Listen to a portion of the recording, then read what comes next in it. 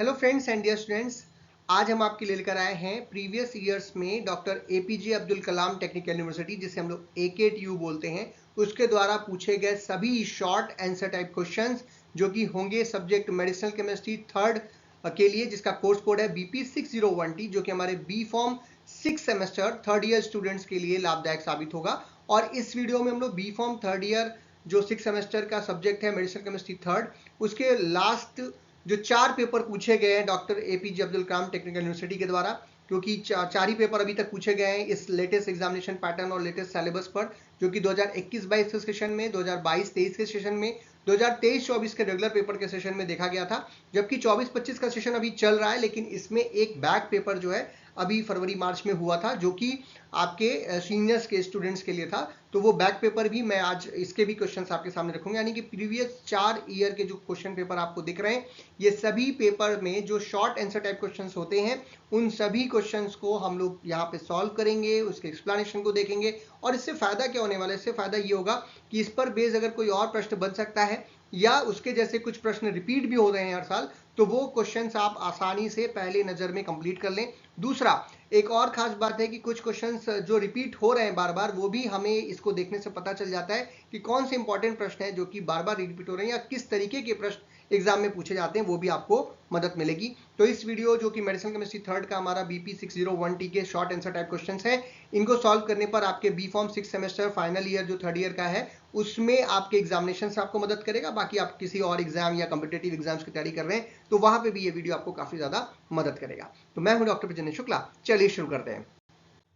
इसी कड़ी में हम सबसे पहले ले लेते हैं एकेटीयू द्वारा 2021-22 के सेशन में पूछे गए क्वेश्चंस की। और इस पेपर में जो सबसे पहला प्रश्न पूछा गया था वो था what are beta lactam antibiotics और गिव सम एग्जांपल्स, जो कि एक काफी इंपॉर्टेंट प्रश्न है। हम सभी जानते हैं बीटा लैक्टम एंटीबायोटिक्स उसे कहते हैं जहां पर बीटा लैक्टम रिंग हमें देखने को मिलती है। और ये एक ब्रॉड स्पेक्ट्रम एंटीबायोटिक्स होती है जहां पे बीटा लैक्टम रिंग पाई जाती है। बीटा लैक्टम रिंग क्या है? एक 4 मेंबर्ड हेट्रोसाइक्लिक रिंग सिस्टम है जहां पे नाइट्रोजन एज हेट्रो एटम होता है और यहाँ पर एक आपको इलेक्ट्रॉन रिंग यानी कि C double bond O group भी देखने को मिलता है। इसी को हम लोग बीटा लैक्टम रिंग के नाम से जानते हैं। अब ये स्ट्रक्चर में कुछ और भी आप जानते हो कि सब्स्टिट्यूशन होता है, बट अगर ये रिंग सिस्टम है तो उसे हम बीटा लैक्टम एंटीबायोटिक बोलेंगे। बीटा लैक्टम एंटीबायोटिक जो होती हैं वो simple beta lactam ring containing, जिनके मॉलिक्यूलर स्ट्रक्चर में भी देखने को मिलता है, ब्रॉड स्पेक्ट्रम एंटीबायोटिक्स होती हैं, यानी डिफरेंट प्रकार के माइक्रोब्स में हम इनका प्रयोग कर सकते हैं, डिफरेंट टाइप की प्रॉब्लम्स में इनका प्रयोग कर सकते हैं। अगर देखा जाए इनके मैकेनिज्म ऑफ एक्शन की, तो ये बैक्टीरियल सेल वॉल की जो सिंथेसिस है उसको इनहिबिट करती हैं, क्योंकि ये जो पेप्टिडोग्लाइकॉन क्रॉस लिंकिंग का जो स्टेप है वहां पर रोकने का काम करती हैं, इनहिबिट होने का काम करती हैं।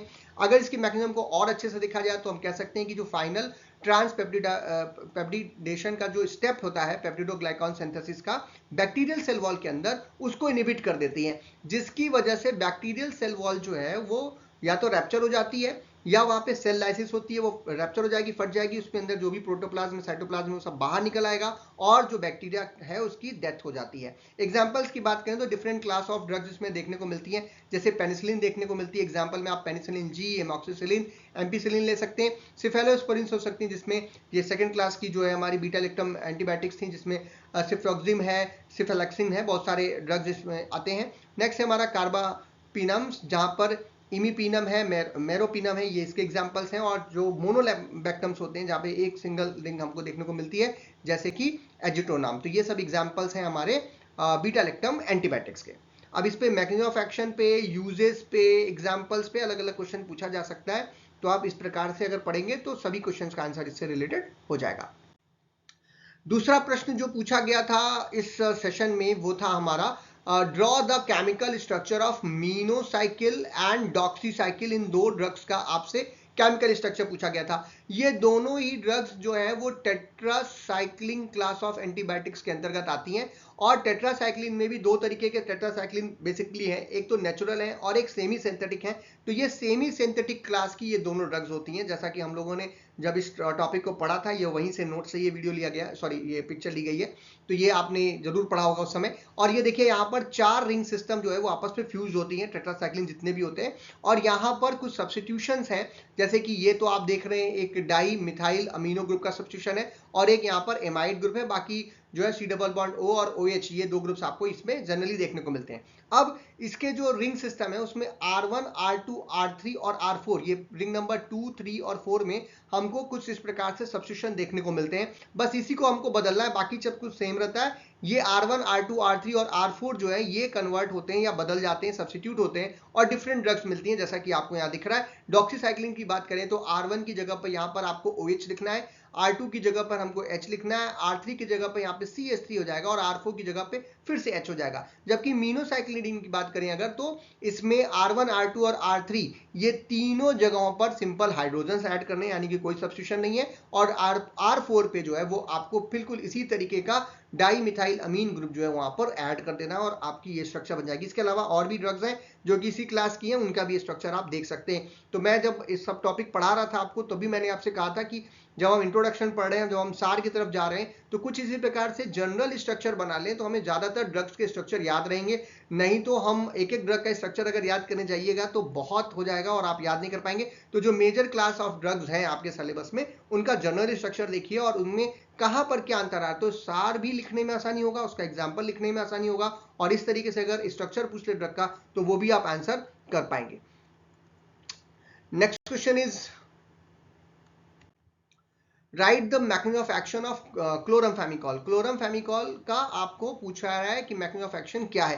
क्लोरमफेमिकॉल जो है वो एक ऐसी ड्रग है जो कि जनरली ब्रॉड स्पेक्ट्रम एंटीबायोटिक्स के अंतर्गत ये भी आती है। और इसमें जो है इसका जो काम करने का तरीका, मैकेनिज्म ऑफ एक्शन क्या है, वो ये है कि जो बैक्टीरिया के राइबोसोमल यूनिट्स होते हैं 50S वाले, वहां पर जाकर के बाइंड करती है और पेप्टिडाइल ट्रांसफरेज जो एक्टिविटी होती है उसको इनिबिट करती है, जिसकी वजह से पेप्टाइड फॉर्मेशन, आप सभी जानते हैं राइबोसोमल यूनिट पे क्या होता है कि प्रोटीन का फॉर्मेशन होता है, एक से दूसरी, दूसरी से तीसरी यूनिट्स आपस में जुड़ती हैं। ये इसे जुड़ने से क्या करता है, रोक देता है, जिसकी वजह से अमीनो एसिड का फॉर्मेशन रुक जाता है और प्रोटीन सिंथेसिस क्या हो जाती है, इनिबिट हो जाती है। प्रोटीन चाहे वो बैक्टीरियल सेल हो, हमारे सेल हो, सभी के लिए जरूरी है। तो अगर वो नहीं बनेगा तो जिसकी वजह से बैक्टीरिया का जो है वो ग्रोथ रुक जाएगी, और इसीलिए ये एक बैक्टीरियोस्टैटिक नेचर वाली ड्रग होती है। अगर यूजेस की बात करें तो ये ब्रॉड स्पेक्ट्रम एंटीबायोटिक है, जैसे मैंने स्टार्टिंग बताया, ग्राम पॉजिटिव और ग्राम नेगेटिव दोनों तरीके के बैक्टीरिया के लिए इफेक्टिव होता है। और इसका जो यूज जनरली हम करते हैं वो टाइफाइड फीवर में करते हैं, मेनिंजाइटिस में करते हैं, जो कि पेनिसिलिन एलर्जिक पेशेंट्स होते हैं उनमें, क्योंकि पेनिसिलिन सब में काम नहीं करती। वैसे भी आजकल पेनिसिलिन का जो है वो यूज कम होता जा रहा है। तो कई सारे ऐसे पेशेंट होते हैं जो पेनिसिलिन के प्रति एलर्जिक होते हैं, तो मेनिंजाइटिस में उनका प्रयोग करते हैं। और सबसे खास यूज जो है वो इसका कंजेक्टिवाइटिस में है, जो कि टॉपिकली मतलब आंखों के ऊपर डालने के काम में लाते हैं हम लोग, खाने के लिए नहीं, आंखों के ऊपर लगाने के लिए कंजेक्टिवाइटिस में। बट इसके साथ एक प्रॉब्लम भी है, एलिपेस्टिक एनीमिया जैसी एक कंडीशन जो है वो उसको ये कॉज कर सकता है, इसका साइड इफेक्ट है। इसीलिए इसको यूज करते समय थोड़ा सा ध्यान रखने की भी आवश्यकता होती है। अब इस ड्रग का यूज, स्ट्रक्चर, ऐसे करके बहुत बार प्रश्न पूछा गया है और इसको आपको याद रखना है, क्योंकि ये एक इंपॉर्टेंट ड्रग है और मैंने देखा है कि हर साल AKTU में इसके ऊपर प्रश्न पूछा जाता है। Next question is define products with example. ये भी एक ऐसा प्रश्न है जो कि हर साल पूछा जाता है, अलग अलग तरीके से पूछा जाता है, लेकिन मैं सभी तरीकों का आपको एक साथ आंसर कर रहा हूं। आप कैसे भी पूछेगा आप आंसर लिखिएगा। प्रोड्रग जो होती हैं वो किसी भी एक्टिव ड्रग का वो फॉर्म होता है जिसे हम इनएक्टिव ड्रग बोल सकते हैं या इनएक्टिव फॉर्म बोल सकते हैं। जब वो हमारी बॉडी के अंदर जाता है तो मेटाबोलाइज होता है और मेटाबॉलिज्म के द्वारा उसमें से एक्टिव जो इंग्रेडिएंट है वो बाहर आते हैं या कन्वर्ट हो जाते हैं। अब उसके बाद फिर वो साइट ऑफ एक्शन पे अपना एक्शन शो करते हैं। तो इसी को हम लोग क्या बोलते हैं, प्रो ड्रग, पहले ड्रग, ड्रग के पहले वाला, प्रो मतलब पहले और ड्रग। तो ये इनएक्टिव या लेस एक्टिव प्रिकर्सर होता है ड्रग का, जो कि बायो ट्रांसफॉर्मेशन जब हमारी बॉडी के अंदर जाता है तब होता है, इसका मेटाबॉलिज्म होता है, जिसकी वजह से एक्टिव फार्माकोलॉजिकल एजेंट जो है वो एक्टिवली अब काम करने के लिए प्रस्तुत हो जाता है। प्रोडक्ट को इनएक्टिव या लेस एक्टिव कंपाउंड बोल सकते हो, जो कि आपके केमिकल या एंजाइमेटिक ट्रांसफॉर्मेशन, इसे हम लोग मेटाबॉलिज्म भी बोल सकते हैं। ठीक है, ये मेटाबॉलिज्म का ही दूसरे नाम है। तो इसको मेटाबॉलिज्म होगा, मेटाबोलाइज्ड होगा और इन वीवो अंदर जाने के बाद रिलीज होगा और फिर एक्टिव ड्रग को रिलीज कर देगा। और इस अप्रोच से हमें फायदा क्या होता है, क्या क्या इससे फायदा हो रहा है? फायदा ये हो रहा है कि ये आपके ड्रग की बायोबिलिटी को बढ़ा देती है। मान लीजिए कोई ड्रग है जो कि फर्स्ट पास मेटाबॉलिज्म में जाने से पहले डिग्रेडेड हो जाती है या फर्स्ट पास मेटाबॉलिज्म में डिग्रेडेड हो जाती है, एक्टिव साइट पे पहुंचने से पहले ही मेटाबोलाइज होकर के टूट जाती है, तो हम उसका प्रोडक्ट दे देंगे तब वो ज्यादा अच्छी बायोबिलिटी शो करेगा।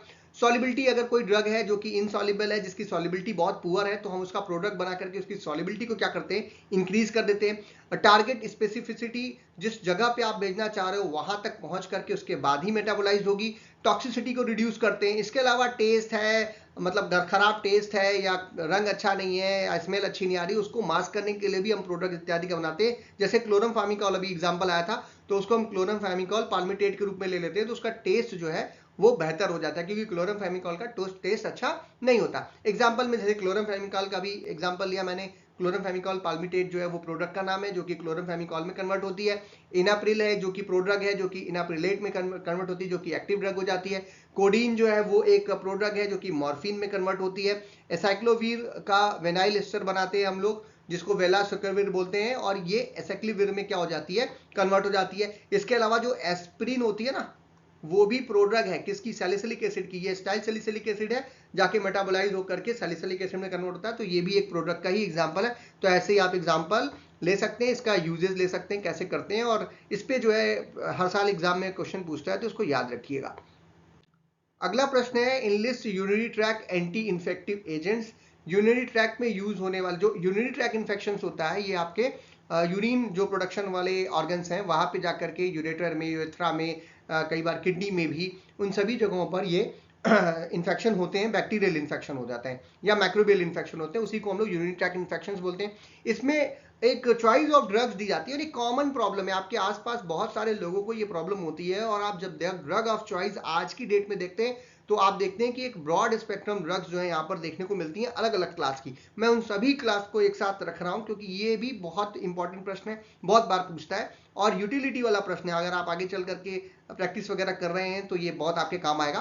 तो urine track anti infective agents जो होते हैं, उनको बेसिकली हम लोग क्लासीफाई कर सकते हैं अलग अलग चीजों में। जैसे पहला, एंटीबायोटिक्स के रूप में, जैसे सल्फोनामाइड्स का यूज किया जाता है, सल्फामिथॉक्साजोल का यूज करते हैं ट्राइमिथोप्रिम के साथ, जिसको कॉर्टिमॉक्साजोल भी बोलते हैं, कॉर्टिमॉक्साजोल। इस पे एक प्रश्न अभी आगे आएगा भी आपके पास। तो कॉर्टिमॉक्साजोल जो है उसमें सल्फामिथॉक्साजोल और ट्राइमिथोप्रिम दोनों का जो है कॉम्बिनेशन हम देते हैं। पेनिसिलिन का प्रयोग कर सकते हैं, जैसे एमॉक्सिसिलिन। सिफेलोस्प्रिन में सिफिक्सिन जो है, इसका प्रयोग किया जाता है यूटीआई इन्फेक्शंस में। फ्लोरोक्विनोलोल फर्स्ट क्लास ड्रग हैं जो कि इनका प्रयोग करते हैं हम लोग, नॉरफ्लॉक्सासिन, सिप्रोफ्लॉक्सासिन, पेशेंट को जल्दी इससे रिकवरी होती है। और एक सबसे ज्यादा स्पेशलाइज जो यूटीआई में यूज होने वाली ड्रग है, नाइट्रोफ्यूरॉन्स क्लास की, जिसे हम लोग नाइट्रोफ्यूरोटिन बोलते हैं। ये भी सिप्रोफ्लॉक्सासिन के साथ कई बार डॉक्टर्स, अगर ज्यादा इन्फेक्शन है तो इन दोनों ड्रग्स को एक साथ लिखते हैं, या ऊपर में से किसी एक ड्रग के साथ नाइट्रोफ्यूरोटिन भी लिख दिया जाता है। यूरिनरी एंटीसेप्टिक्स की अगर बात करें तो मिथामाइन और नैलीडेक्सिक एसिड, इसका भी प्रयोग करते हैं। नाइट्रोफ्यूरोसिन की जगह पर नैलीडेक्सिक एसिड का भी प्रयोग किया जा सकता है। और मिसलेनियस में फॉस्फोमाइसिन जो है, इस ड्रग का भी, जो एंटीबायोटिक के रूप में इसका भी प्रयोग यहाँ पर हम करते हैं। तो ये सभी ड्रग्स हैं जो कि यूरिनरी ट्रैक इन्फेक्शंस में जनरली दिए जाते हैं। अगला क्वेश्चन है, write the mode of action and uses of zidovudine. Zidovudine जो है वो एक एंटी वायरल ड्रग है खास करके, और इसे हम लोग जो है न्यूक्लियोसाइड रिवर्स ट्रांसक्रिप्टेज इनहिबिटर के रूप में देखते हैं। ये इसका क्लासिफिकेशन है, और यही इसका काम करने का तरीका है। ये एक फास्फोराइलेटेड इंट्रासेलुलरी है, जो कि एक एक्टिव ट्राइफॉस्फेट फॉर्म में कन्वर्ट होती है और कंपीट करती है थाइमाइडिन के साथ। थाइमाइडिन क्या है, एक न्यूक्लियोटाइड है, जो कि क्या कह सकते हैं, नाइट्रोजनस बेसेस है, जो कि डीएनए का एक इंपॉर्टेंट पार्ट होता है। अब इस डीएनए में अगर आप थाइमाइडिन की जगह पर हमारा जो ये ड्रग है, जो जिडोविडिन, अगर ये एक्ट हो जाए या इनकॉर्पोरेटेड हो जाए, तो डीएनए, जो वायरल डीएनए है, उसका जो कंपोजिशन है वो क्या हो जाएगा, गड़बड़ हो जाएगा। अगर एक बार ये इनकॉर्पोरेटेड हो गया तो डीएनए की जो चेन का इलोंगेशन है वो क्या हो जाता है, रुक जाता है, वो इनहिबिट हो जाता है, जिसकी वजह से ये अपना एक्शन जो है वो शो कर लेता है। यूजेस की बात करें अगर इस ड्रग की, तो ये एचआईवी जो वन इन्फेक्शन होता है उसमें हम लोग इसका ट्रीटमेंट करने के लिए यूज करते हैं, ताकि जो है मदर से बच्चे में अगर एचआईवी ट्रांसमिशन रोकना हो तो भी इस ड्रग का प्रयोग जो है किया जाता है। और ये एक वायरल डिसीज को रोकने के काम में भी इस ड्रग का प्रयोग किया जाता है। एंटीवायरल ड्रग के रूप में इसका प्रयोग हम लोग करते हैं। Next question is, write the mode of action and synthesis of isoniazid. Isoniazid एक फर्स्ट क्लास ड्रग है जो कि हम लोग ट्यूबरकुलोसिस के इलाज के लिए यूज करते हैं, टीबी को रोकने के काम में आती है। और इसके मोड ऑफ एक्शन की बात करें तो ये माइकोलिक एसिड की सिंथेसिस को रोकने का काम करती है, जो कि माइकोबैक्टीरियम ट्यूबरकुलोसिस जो बैक्टीरिया है उसके सेल वॉल की सिंथेसिस के लिए एक एसेंशियल कंपोनेंट के रूप में जाना जाता है। अब ये कैसे काम करती है कि जब आप आइसोनियाजिड को लेंगे और अगर आपके बॉडी के अंदर बैक्टीरियल ये माइकोबैक्टीरियम ट्यूबरकुलोसिस है तो उसके द्वारा एक बैक्टीरियल एंजाइम दिया जाता है जिसे कैटजी के नाम से हम लोग जानते हैं, उसके द्वारा हमारी ड्रग क्या हो जाती है, एक्टिवेट हो जाती है और उसके बाद वो कन्वर्ट होती है और रिएक्टिव स्पीसीज में जो कि इनहिबिट करता है इनोनाइल एसाइल कैरियर प्रोटीन रिडक्टेज को, जो कि माइकोलिक एसिड के सिंथेसिस के लिए जरूरी है। और माइकोलिक एसिड का सिंथेसिस अगर नहीं होगा तो वही बात हो जाएगी कि हमारा जो बैक्टीरिया है उसके सेल वॉल के कंपोनेंट्स खो जाएंगे और वो रैप्चर हो जाएगा और उसका जो कोई प्रोटोप्लाज्म है वो सब कुछ बाहर आ जाएगा। तो ये अगर इसकी सिंथेसिस की बात अब करें तो ये आप देख सकते हैं बहुत ही सिंपल सी सिंथेसिस होती है। यहाँ पे हम लोग लेते हैं आइसोनिकोटिनिक एसिड। ये क्या होता है, एक बेंजीन जैसी रिंग सिस्टम है जहां पर हेट्रोसाइक्लिक एटम के हेट्रोसाइक्लिक एटम के रूप में यहाँ पर नाइट्रोजन जो है वो देखने को मिलता है और ये जो नाइट्रोजन हेट्रो एटम ये बेंजीन रिंग के अंदर यहाँ पे लगाना है, ठीक है। और इसके ऊपर यहाँ पर एसिड ग्रुप यानी कि COOH ग्रुप लगाना है जिसे हम लोग आइसोनिकोटिनिक एसिड के नाम से जानते हैं। अब इसकी रिएक्शन जो है सिंपल इथेनॉल के साथ कराएंगे। आप भी जानते हैं एक एसिड है और ये अल्कोहल है। एसिड और अल्कोहल जब आपस में रिएक्शन करते हैं तो वहां से क्या निकलता है, वाटर निकल जाता है यहाँ से, ठीक है। और ये वाटर जब निकलेगा तो इसी को हम लोग बोलेंगे स्टेरिफिकेशन। ये रिएक्शन क्या कहलाती है, स्टेरिफिकेशन कहलाती है। अब स्टेरिफिकेशन होगा किसकी प्रेजेंस में होगा, एक एसिड यानी कि H2SO4 की प्रेजेंस में, ठीक।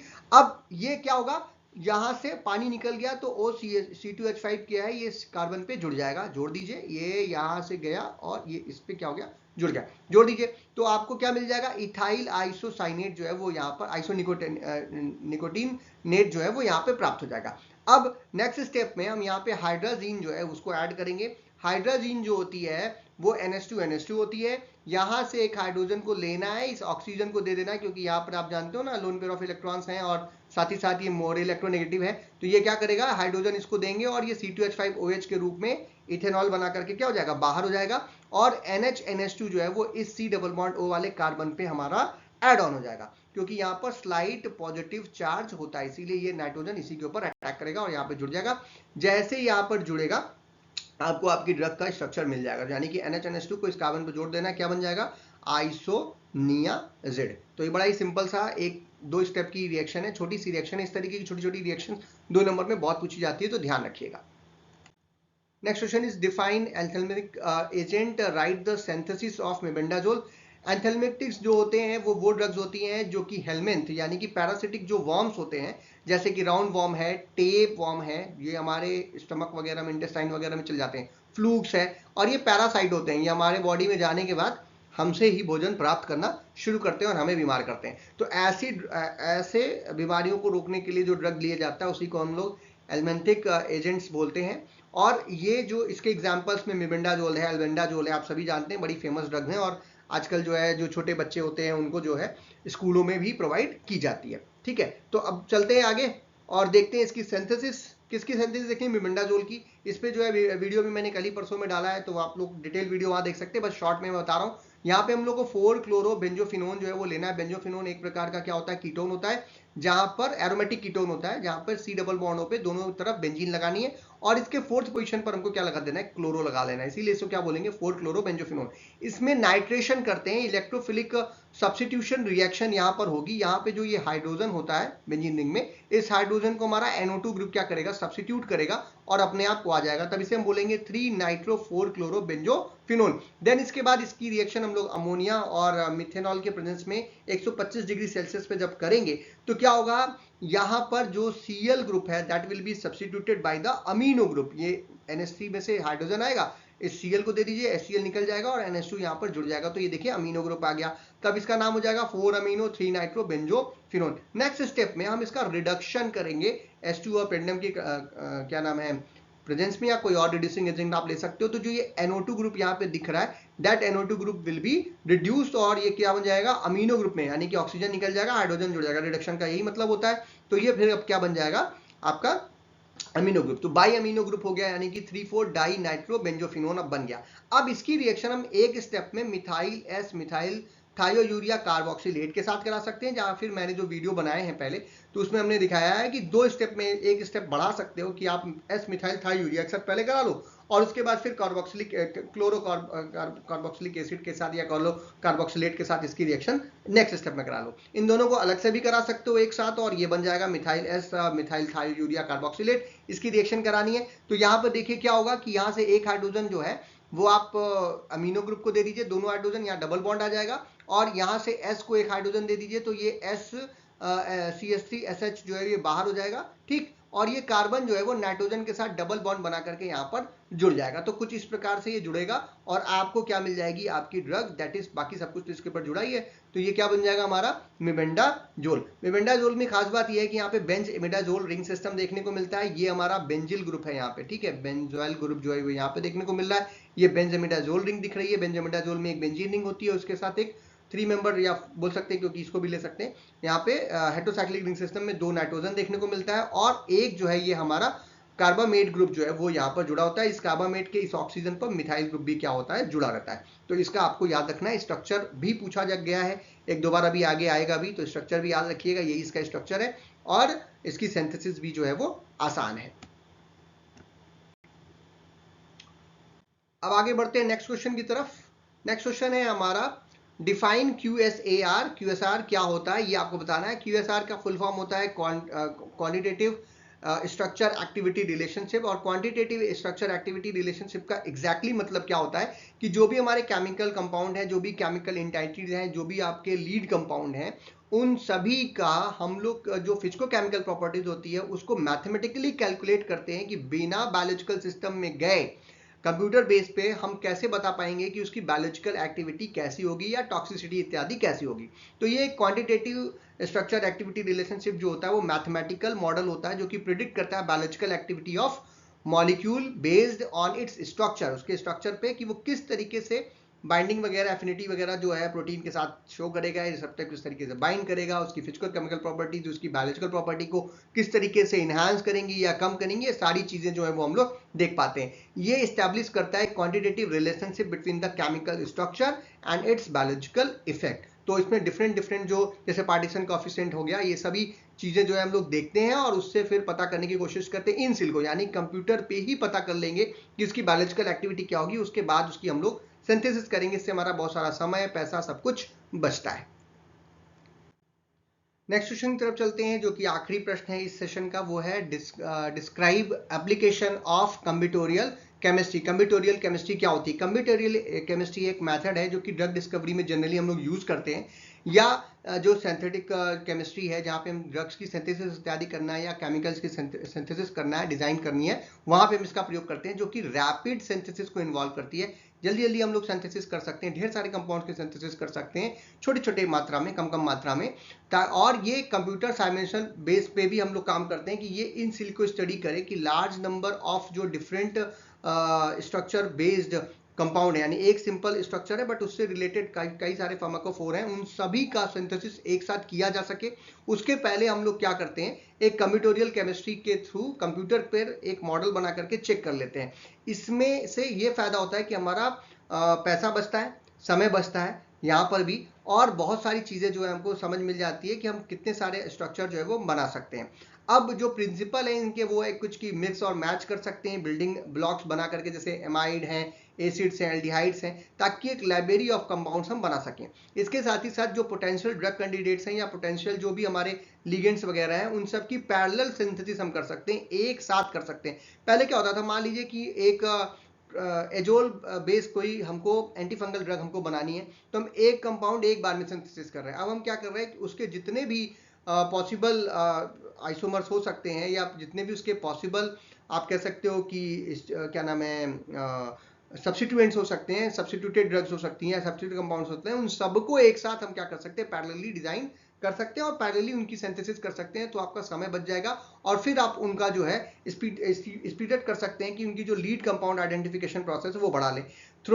हाई थ्रू आउटपुट स्क्रीनिंग भी हम कर सकते हैं, क्योंकि इतने सारे कंपाउंड एक साथ बनाएंगे तो उसके बाद फिर उनकी जो बायोलॉजिकल प्रॉपर्टीज है वो भी हम एक साथ चेक करके तेजी से अपने रिजल्ट्स तक जा सकते हैं। अगर इसमें एप्लीकेशंस की बात करें कि कहाँ हम इसको यूज करते हैं, क्योंकि ये प्रश्न हर बार पूछ रहा है, इसके एप्लीकेशन पे कई बार प्रश्न पूछता है, कई बार इसके प्रिंसिपल पे प्रश्न पूछता है, तो आप आंसर एक ही साथ देख लीजिए। तो ये रैपिड सिंथेसिस करने के काम आता है ड्रग डिस्कवरी में, और जो लार्ज कंपाउंड्स की लाइब्रेरीज है उनको स्कैनिंग जल्दी जल्दी करने के काम में आता है, ताकि ड्रग डिस्कवरी की जो प्रोसेस है वो तेज हो सके। मटेरियल साइंस में हम लोग यूज करते हैं न्यू पॉलीमर, कैटलिस्ट और कोटिंग्स इत्यादि को बनाने के लिए, ताकि वो उनकी स्टडी करना आसान हो जाता है। एग्रोकेमिकल जैसे कि पेस्टिसाइड्स और हर्बिसाइड्स बनाने के काम में भी आता है, नए नए प्रकार के, या नोवल जो पेस्टिसाइड्स और हर्बिसाइड्स हैं उनको बनाने के काम में आता है। इसके अलावा प्रोटीन इंजीनियरिंग, बायोटेक्नोलॉजी में भी हम लोग इसका प्रयोग करते हैं, जो कि इंजाइम फंक्शंस इत्यादि को देखने के लिए, नए मॉलिक्यूल्स को बनाने के लिए, परफॉर्म करने के लिए, उनकी सिंथेसिस परफॉर्म करने के लिए भी कम्बिनेटोरियल केमिस्ट्री का प्रयोग हम लोग करते हैं। अब आगे बढ़ते हैं अब दूसरे सेशन के पेपर पे, दैट इज 22-23 का जो पेपर था रेगुलर पेपर, उसके बारे में बात करेंगे। इसमें जो पहला प्रश्न पूछा गया था वो था describe the nomenclature of beta lactam antibiotics. Beta lactam antibiotics क्या होती है वो आपने पहले भी डिस्कस कर लिया, फिर से देख लेते हैं कि वो एक ब्रॉड स्पेक्ट्रम एंटीबायोटिक्स होती है, जहां पे बीटा लैक्टम रिंग देखने को मिलती है उनके मॉलिक्यूलर स्ट्रक्चर में, और इनका नाम है वो बीटा लैक्टम एंटीबायोटिक्स में जो बीटा लैक्टम रिंग है उस पर कौन सा सब्स्टिट्यूशन या स्ट्रक्चरल मॉडिफिकेशन किया गया उसके नाम से रखा जाता है। जिसमें सबसे पहला जो है वो पेनिसिलिन होती है, जिसमें कोर स्ट्रक्चर जो है हमें पीनर रिंग देखने को मिलता है। एक बीटा लैक्टम रिंग होती है जहां पर थायाजोलिडिन सल्फर कंटेनिंग रिंग सिस्टम जो है वो जुड़ा रहता है, उसी को हम लोग पेनिसिलिन नाम दे देते हैं, जहां पे पीनर रिंग होती है। याद रखिएगा पेनिसिलिन में कौन सी रिंग होती है, पीनम रिंग होती है, जैसे पेनिसिलिन जी और एमॉक्सिसिलिन।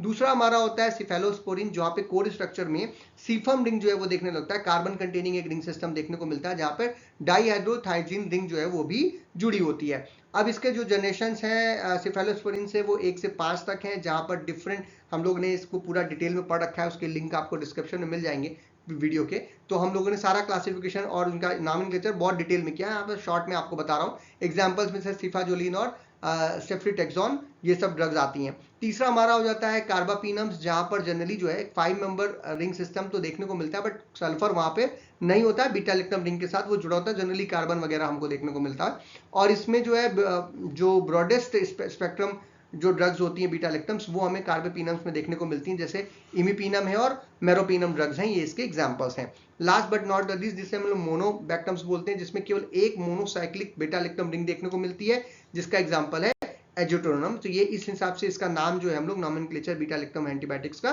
करते हैं।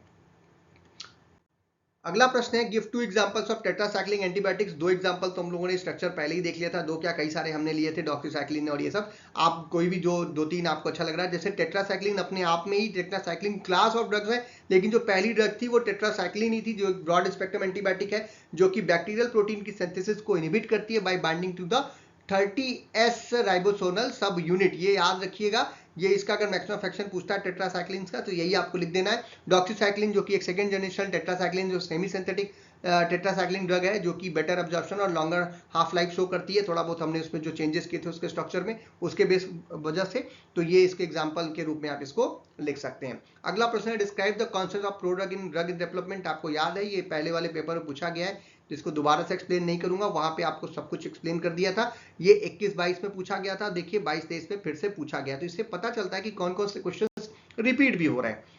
आगे बढ़ते हैं अगले प्रश्न की तरफ, give the synthesis of chloramphenicol. अब ये एक क्वेश्चन जो है भैया, ये थोड़ा सा एक्सप्लेन करना भी मेरे लिए बहुत लंबा हो जाता है, प्लस इसकी सिंथेसिस हम लोगों ने पहले बना रखी है, और ये 2 नंबर में क्यों पूछा गया मुझे नहीं समझ में आता, पेपर बनाने वाले के दिमाग में क्यों चल रहा था, क्योंकि ये आपके सिलेबस में दी गई सबसे बड़ी जो सिंथेसिस है, कई स्टेप्स में सिंथेसिस, जैसे आप देख रहे हैं 8 स्टेप में 9 स्टेप में इसकी सिंथेसिस कंप्लीट होती है, और ये सिंथेसिस काफी बड़ी है, 2 नंबर के हिसाब से जस्टिफाइड नहीं है यार। ये अगर 5 नंबर 7 नंबर 10 नंबर पूछता है तो अच्छा लगता है, आंसर करने में भी 2 नंबर में इतनी बड़ी सिंथेसिस पूछ लिया। लेकिन आप फिर भी देख लीजिए, पैरा नाइट्रोएसिटोफिनोन की रिएक्शन जो है ब्रोमिनेशन वहां पे हम कराते हैं, उसके बाद पैरा नाइट्रोफिनोन ब्रोमाइड हमें प्राप्त होता है, जिसकी रिएक्शन हम लोग हेक्सामिथाइलिन टेट्रामीन के साथ करते हैं। जब मैं इस कंपाउंड की सिंथेसिस का वीडियो बना रहा था क्रोमोफेमिकॉल का, तो आपको याद होगा कि मैंने वहां पर हेक्सामिथाइलिन टेट्रामीन की सिंथेसिस कैसे करते हैं भी बताया, क्योंकि ये बिना बनाए तो यहाँ पे रिएक्शन होगी नहीं। फिर ये दोनों आपस में क्या करेंगे, जुड़ेंगे, यहाँ से आप देख ही रहो Br है, यहाँ से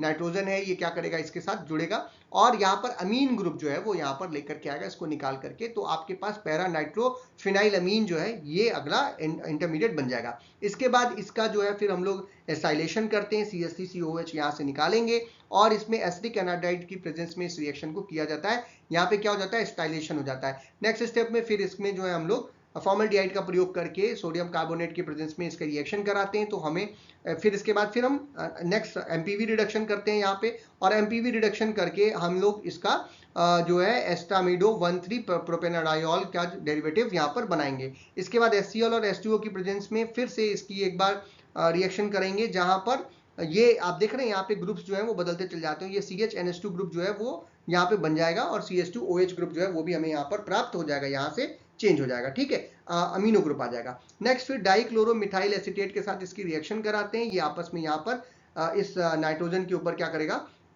जुड़ जाएगा ये पूरा ग्रुप। और जैसे ये जुड़ेगा इस नाइट्रोजन के ऊपर यहाँ से जुड़ेगा, और जैसे ही यहाँ से ये जुड़ेगा वैसे ही आपको क्या दे देगा, आपका प्रोडक्ट ये यहाँ से जुड़ेगा, सॉरी ये यहाँ पे, ठीक है, और जैसे ही बनेगा वही आपका क्लोरमफेमिकॉल का स्ट्रक्चर बन जाता है। क्लोरमफेमिकॉल का स्ट्रक्चर भी कई बार पूछा गया, तो देख लीजिए यहाँ से स्ट्रक्चर भी।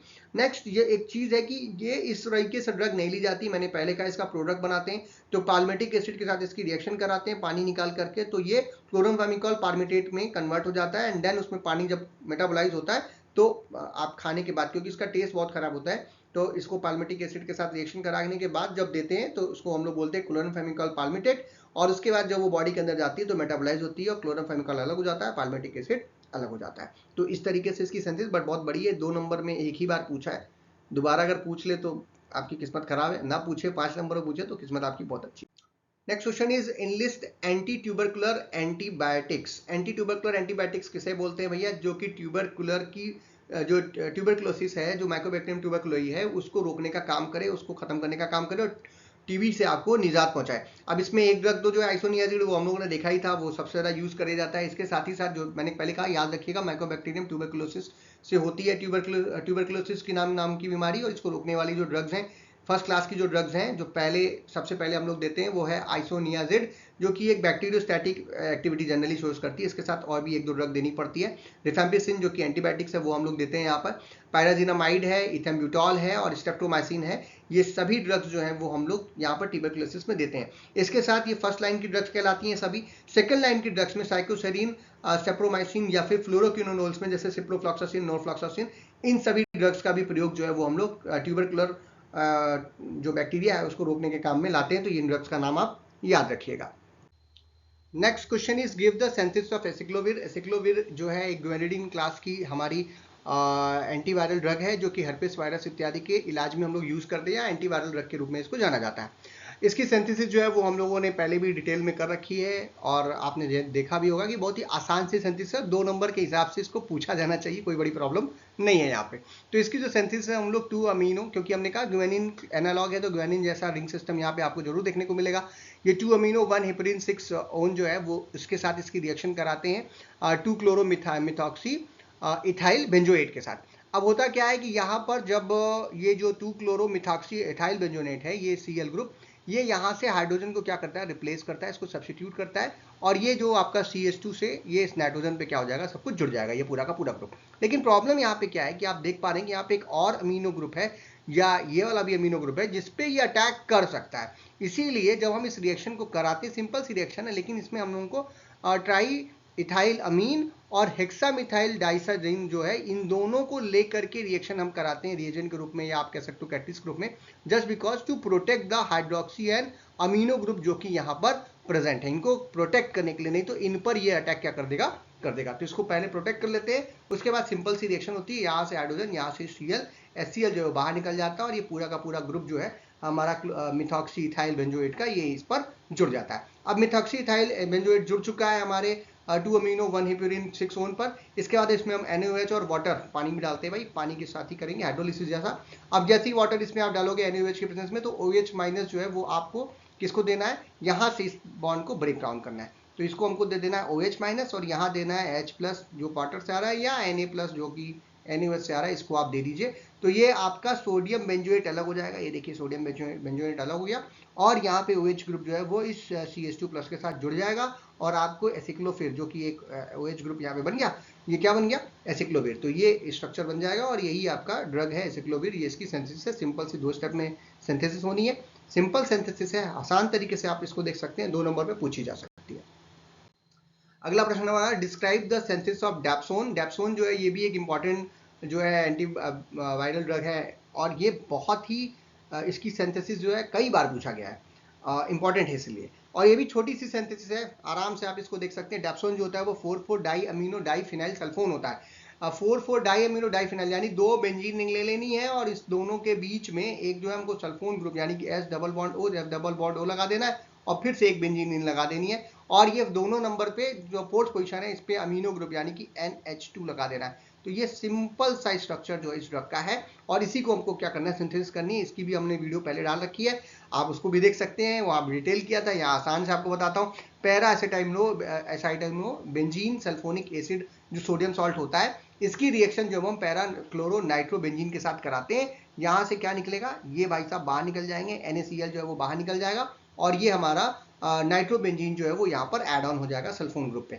जैसे ही इसको आप यहाँ पर ऐड ऑन करोगे, इसके बाद 2 रिएजेंट लेने हैं। पहला रिएजेंट आप ले लीजिए जिंक और HCl, यानी कि रिडक्शन करना है। कहाँ पे करेंगे, इस NO2 ग्रुप पे, और ये NO2 ग्रुप किसमें कन्वर्ट हो जाएगा, एमीन ग्रुप में। तो एक अमीन ग्रुप तो यहाँ प्राप्त हो गया, सल्फोन ग्रुप चाहिए और बेंजीन चाहिए। बट अब जो ये हमारा जो एसिटाइल ग्रुप लगा हुआ है, इसको हमको यहाँ से हटाना है। तो इसको हटाने के लिए हम क्या कर सकते हैं कि हम यहाँ पर इसका ब्रेकडाउन कर लें, हाइड्रोलिसिस कर दें। तो पानी और NaOH, जैसा भी पिछले वाले में किया था, पानी NaOH डाला था, बिल्कुल वैसे यहाँ भी डाल दीजिए। यहाँ से OH प्लस जो है वो इस CH3CO को दे दीजिए, तो ये एसिटिक एसिड बना के, या इसका एसिडिक सोडियम एसिटेट बना करके क्या हो जाएगा, बाहर हो जाएगा। और H प्लस आप इस नाइट्रोजन को दे दीजिएगा, यहाँ लोन पेयर ऑफ इलेक्ट्रॉन होता है, इसके साथ ये जुड़ करके आपका क्या बनाएगा, इसको ब्रेक डाउन करने में मदद करेगा और यहाँ पे अमीन ग्रुप प्राप्त हो जाएगा, जैसा कि इस स्ट्रक्चर आपको चाहिए था।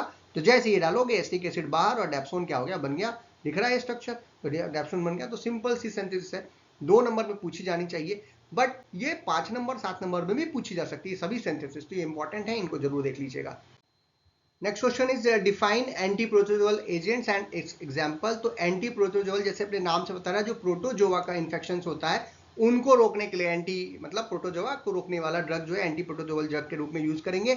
और ये जो ड्रग्स होती है, इनका जो मैकेनिज्म है, ये क्या करते हैं, जो न्यूक्लिक एसिड सिंथेसिस है प्रोटोजोआ की, या जो भी पैथोजेंस हैं इस तरीके के, उनके प्रोटीन सिंथेसिस को, न्यूक्लिक एसिड सिंथेसिस को स्पेसिफिक मेटाबॉलिक पाथवे के द्वारा में इंटरफेयर करके अपना काम जो है ये शो करते हैं। अगर एग्जांपल्स की बात करें तो ढेर सारी ड्रग्स हैं जो एंटी प्रोटोजोअल आप लोग यूज करते हैं, जिसमें से कुछ का ड्रग तो हम सभी ने कभी न कभी यूज किया है। जब भी हम लोग को स्टमक में या अपसेट हो जाता है तो उस समय हमको लेना पड़ता है, जैसे एमीबियासिस, एंट अमीबा हिस्टोलिटिका का जो आपका इन्फेक्शन होता है, उसमें हम लोग मेट्रोनिडाजोल और टेनिडाजोल जैसी 2 इंपॉर्टेंट ड्रग्स लेते हैं। इसके अलावा जो है गार्डियाटिस है, या फिर मलेरिया है जो पैरासिटिक होता है, जिसमें क्लोरोक्वीन है, एटिमिस्टीन है, जो कि डेरिवेटिव्स हम लोग लेते हैं। मेट्रोनिडाजोल, एल्बेंडाजोल, ये जो है वर्म्स को रोकने के काम में भी आता है और प्रोटोजोआ को भी रोकने के काम में आती है। और टॉक्सोप्लाज्मोसिस जो है वो भी हम लोग इसके इन्फेक्शन में हम लोग प्राइमिथामिन और सल्फाडायजीन जैसी 2 ड्रग्स लेते हैं। और ट्राइमोसोस्मोसिस, जिसे हम लोग स्लीपिंग सिकनेस के नाम से जानते हैं, यहाँ पर हम लोग सूरामिन और मेरालोसोरोपोल जो है ये 2 ड्रग लेते हैं। लिस्मिनासिस में हम लोग सोडियम स्टीलोग्लूकनेट और एम्फोटेरिसिन बी नाम की 2 ड्रग्स जो है वो एंटीप्रोटोजोल के रूप में लेते हैं। तो ये सभी ड्रग्स जो है हम लोग यूज करते हैं। इनका एग्जाम्पल्स है, एग्जाम में 1-2 बार पूछा गया है, याद रखिएगा। अगला जो प्रश्न है वो है illustrate the combinatorial synthesis in drug discovery. ये क्वेश्चन पहले भी पूछा गया है, बट ड्रग डिस्कवरी अब यहाँ पे थोड़ा सा स्पेशली पूछ लिया है, इसलिए हम दोबारा से एक्सप्लेन कर रहे हैं। नहीं तो जो बातें पहले बताई हैं वही रहेंगी। जो कम्बिटोरियल केमिस्ट्री होती है, वहाँ पे हम मल्टीपल कंपाउंड्स की सिंथेसिस एक बार एक साइमल्टेनियसली कर सकते हैं। कंप्लीट सेट्स ऑफ द जो डिफरेंट सेट्स होते हैं बिल्डिंग ब्लॉक्स, उनको एक साथ लगाकर या फिर पैरेलल सिंथेसिस करते हुए हम बना सकते हैं। अगर इसके की फीचर्स की बात करें तो हमको क्यों ड्रग डिस्कवरी में जरूरत पड़ती है, क्योंकि हम लार्ज लाइब्रेरीज ऑफ कंपाउंड्स बना लेते हैं थोड़ी थोड़ी मात्रा में। और जो हाई थ्रूपुट स्क्रीनिंग जो मैंने वहाँ पे भी बताई थी कि आप ढेर सारी चीज़ें बनाएंगे तो ढेर सारा उनका आप क्या कर लेंगे, बायोलॉजिकल एक्टिविटीज़ को भी जल्दी चेक कर लेंगे और पता कर पाएंगे कि कौन सा हमारा जो स्पेसिफिक ड्रग मॉलिक्यूल है कौन सा इसमें से बन सकता है। और जो लीड आइडेंटिफिकेशन है ड्रग डिस्कवरी में, उसको भी तेजी से करने में ये मदद करता है, जैसे कि अभी मैंने आपको बताया। एग्जाम्पल में आप ले सकते हो, जैसे 3 एसिड ले लीजिए, 3 अमीन्स ले लीजिए और इन तीनों को एक साथ अलग अलग पॉट में, छोटे छोटे पॉट बनाइए, सॉलिड फेज सिंथेसिस करिए या लिक्विड फेज सिंथेसिस कीजिए और थोड़ी थोड़ी मात्रा में इन सभी का रिएक्शन आप करा दीजिए। तो आपको तीनों, क्योंकि आपने डिफरेंट लिया था, तो तीनों आपस में रिएक्ट करेंगे। आप जानते हैं एमीन्स और एसिड आपस में रिएक्ट करते हैं तो एमाइड बनता है। 9 तरीके के एमाइड्स आपको थोड़े ही समय में क्या हो जाएंगे, प्राप्त हो जाएंगे और फिर आप उनकी हाई थ्रूआउट स्क्रीनिंग जो है वो कर सकते हैं। तो ये ड्रग डिस्कवरी में इसका उपयोग हम लोग करते हैं। अगला प्रश्न है हमारा define molecular docking. Molecular docking जो है वो क्या इन सिलिको स्टडीज है, जो कि हम लोग प्रोटीन पर, जो हमारा लीड कंपाउंड है वो प्रोटीन पे बाइंड होगा या नहीं होगा, वो हम उसकी सिंथेसिस करने से पहले सिंपल कंप्यूटर पे ही क्या कर लेते हैं, चेक कर लेते हैं। तो मॉलिक्यूलर डॉकिंग जो है वो पूरी तरीके से कंप्यूटेशनल मेथड होता है जो कि प्रिडिक्ट करता है जो प्रेफरेंशियल ओरिएंटेशन है हमारे मॉलिक्यूल के। जैसे मान लीजिए कोई ड्रग है या कोई एक मॉलिक्यूल है जिसमें कई सारे स्टीरियो स्पेसिफिक सेंटर्स हैं, तो उसके कई सारे आइसोमर्स बन सकते हैं। अब कौन सा आइसोमर प्रोटीन पे बाइंड करेगा ये हम लोग कंप्यूटर पे ही क्या कर ले, पहले चेक कर ले और देन उसके बाद उसकी सिंथेसिस करें, तो बहुत सारा टाइम पैसा सब कुछ बचता है।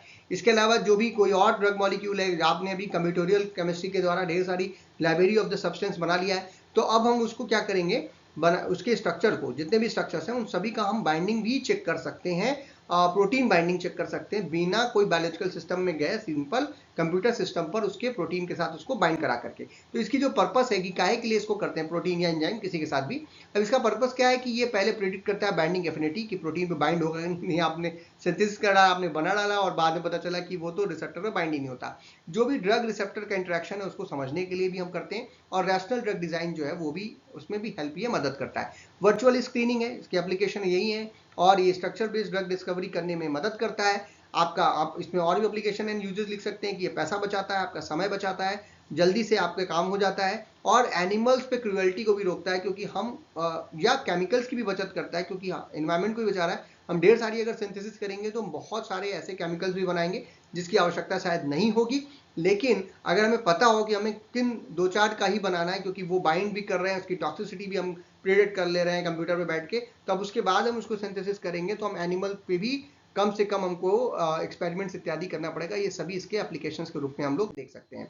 अब चलते हैं अगले पेपर की तरफ, जो कि 2023-24 के सेशन का हमारा पेपर है, और इस पेपर में कई सारे क्वेश्चंस पीछे वाले पेपर्स के अभी आएंगे भी, रिपीट भी होंगे, जो नए होंगे उनको हम लोग डिस्कस करेंगे। जैसे पहला प्रश्न है इसमें, right the breed about beta lactamase inhibitors with example, जो कि हम पहले भी डिस्कस कर चुके हैं, दोबारा से यहाँ पे लिखा हुआ है। बीटा लैक्टमेज एंजाइम्स जो होते हैं ये 2022-23 वाले पेपर में आया था ना, तो ये फिर से वही क्वेश्चन हो गया कि इनका जो है क्या होते हैं, जो बीटा लैक्टमेज जो एंजाइम्स होते हैं उनको इनहिबिट करने के काम में आते हैं, और जो पेनिसिलिन और सेफलोस्पिरिन की एक्टिविटी को कम करता है बीटा लैक्टमेज, जो कि बैक्टीरिया के द्वारा सिक्रीट किया जाता है, उसको रोकने का काम करता है, ताकि बीटा लैक्टम रिंग जो है उसकी जो कंटेनिंग जो एंटीबायोटिक्स हैं वो अब ज़्यादा जो है इफेक्टिव रूप में सामने आ जाए। ठीक है, तो ये ड्रग्स तो उसी काम में आती हैं। इनकी जो मैकेनिज्म है वो ये है कि ये बीटा लैक्टमेज एंजाइम के साथ जुड़ जाते हैं, और जो बीटा लैक्टम रिंग को जो तोड़ने का काम कर रही थी हमारे एंटीबायोटिक्स में जो बैक्टीरिया, उसको रोकने का काम करते हैं। ठीक है, एग्जांपल्स की बात करें तो कैल्विनिक एसिड है जो कि हम लोग एमॉक्सिसिलिन के साथ दे देते हैं, सल्बेक्टम है जो कि हम एम्पिसिलिन के साथ देते हैं, टैजोबैक्टम है जो कि हम पिप्रासिलिन के साथ देते हैं, या फिर एविबैक्टम है जो कि हम लोग सिफ्टाजिडिन के साथ देते हैं। तो ये सब इसके एग्जांपल हैं। ये क्वेश्चन रिपीटेड क्वेश्चन है, पहले भी पूछा था, दोबारा पूछा, तो मैं थोड़ा सा एग्जांपल्स वगैरह के साथ थोड़ा सा एक्सप्लेन और कर दिया हूँ, बट दोनों जगह आप सेम आंसर लिख सकते हैं। अगला हमारा प्रश्न है, define polyene antibiotics with example. Polyene antibiotics जो होती हैं वो एंटीफंगल एंटीबायोटिक्स होती हैं, जो कि फंगस को रोकने के काम में आती हैं, और ये मल्टीपल इसमें कंजुगेटेड डबल बॉन्ड्स पाए जाते हैं, जो कि एस्ट्राजोल जो कि फंगल सेल मेम्ब्रेन का एक इंपॉर्टेंट केमिकल है उसके साथ बाइंड करता है, और फिर उसको फर्दर उसके स्ट्रक्चर में बदलाव ला करके उसके काम को रोकता है, जिसकी वजह से जो सेल मेम्ब्रेन होती है फंगल सेल मेम्ब्रेन, उस पर पोर्स बन जाते हैं, और वो डिग्रेडेट हो जाती है, सेल की डेथ हो जाती है, और फंगल की भी डेथ हो जाती है उसी के साथ साथ, जो भी, क्योंकि उसका प्रोटोप्लाज्म वगैरह जो है वो सब कुछ बाहर आ जाता है, क्योंकि सेल मेम्ब्रेन में छिद्र हो जाते हैं। एग्जांपल्स में आप ले सकते हैं एम्फोटेरिसिन बी, नाइस्टैटिन, नाटामाइसिन, ये सभी जो ड्रग्स हैं जो कि सिस्टमिक और सुपरफिशियल जो फंगल इन्फेक्शंस होते हैं उनको रोकने के काम में आती हैं, और यही इसी को हम लोग पॉलीन्स एंटीबायोटिक्स के रूप में जानते हैं। आगे बढ़ते हैं, अगला क्वेश्चन जिसका आंसर पहले ही आ गया, that is define product with example. ये क्वेश्चन कई बार पूछा गया है, इसीलिए मैंने इसको डाला था कि आप डिस्कस करो कि कौन सा ऐसा प्रश्न है जो 21-22 और 22-23 दोनों में पूछा गया था, भैया वो प्रोडक्ट था। ये 23-24 में भी पूछा गया है, वो सेम रहेगा, कुछ नया नहीं होगा, वही एक्सप्लेनेशन आपको यहाँ पर भी लिख देना है। अगला प्रश्न है हमारा, draw the structure of mebendazole and diethylcarbamazine citrate. ये दोनों ड्रग है। मेबेंडाजोल का स्ट्रक्चर तो अभी आपको मैंने उसकी सिंथेसिस में दिखाया था, सिंपल सा एक यहाँ पर आप देख पा रहे हैं कि बेंजामिडाजोल रिंग सिस्टम होता है, कार्बामेट ग्रुप होता है, और इस कार्बामेट ग्रुप पे यहाँ पर ये क्या है, CH3 है, झंडा बनाए तो CH3 होता है, और यहाँ पर बेंजोइल ग्रुप जो है वो जुड़ा हुआ है यही इसका स्ट्रक्चर है, ठीक है। अब इसका आईयूपीएसी नाम भी देख लीजिए, इस स्ट्रक्चर से देख सकते हैं, जैसे मिथाइल, या मिथाइल लगा हुआ है इसलिए 5 बेंजॉइल 5वें नंबर पे, ये 5वां नंबर है, इस पर आपको क्या लगा हुआ है, बेंजॉइल ग्रुप लगा हुआ है। ये 1H बेंजामिडाजोल रिंग ये दिख रही है आपको, और इसके दूसरे पोजीशन पे, क्योंकि नंबरिंग जो होती है इसकी यहाँ पे हम लोग यहाँ से करते हैं, इट इज 1 2 3 4 एंड 5, तो ये दूसरे नंबर पे क्योंकि जुड़ा हुआ है इसलिए 2 शब्द का प्रयोग किया है। ये कार्बामेजेड है और इस पे क्या लगा हुआ है, मिथाइल लगा हुआ है, ये मेबेंडाजोल का स्ट्रक्चर हो गया। अब दूसरी ड्रग जो है हमारी डाइथाइल कार्बाजीन सिट्रेट, इसमें ये देखिए ये सिट्रेट है, सिट्रिक एसिड से बना हुआ सिट्रेट ग्रुप है, उसका स्ट्रक्चर आप मैंने बना दिया, नहीं तो आप सिंपल सिट्रेट भी लिख सकते हैं। और ये यहाँ पर आपको पिपराजीन रिंग कंटेनिंग जो एक कंपाउंड है वो देखने को मिलता है। पिपराजीन रिंग क्या होती है, 6 मेंबर एक सैचुरेटेड रिंग सिस्टम होता है जिसमें 2 नाइट्रोजन हेटेरोएटम के रूप में प्रेजेंट होते हैं। इस नाइट्रोजन पे हम लोग देख रहे हैं अमीनो क्वाटर्नियम फॉर्म में है ये, और क्वाटर्नियम आयन के रूप में इस पे हाइड्रोजन भी है और CH3 दोनों जुड़ा हुआ है, और 2 बॉन्ड इसने यहाँ बना रखे हैं। इसी साथ जो पहला वाली ये वाला आपका नाइट्रोजन है, इस नाइट्रोजन पे जो आप देख पा रहे हैं, इस पे हम लोग जो है एक जो है एन डाइमिथाइल जो नाइट्रोजन है एमीन जो है, उसको यहाँ पर एमाइड ग्रुप जो है वो जोड़ते हैं, carboxamide group.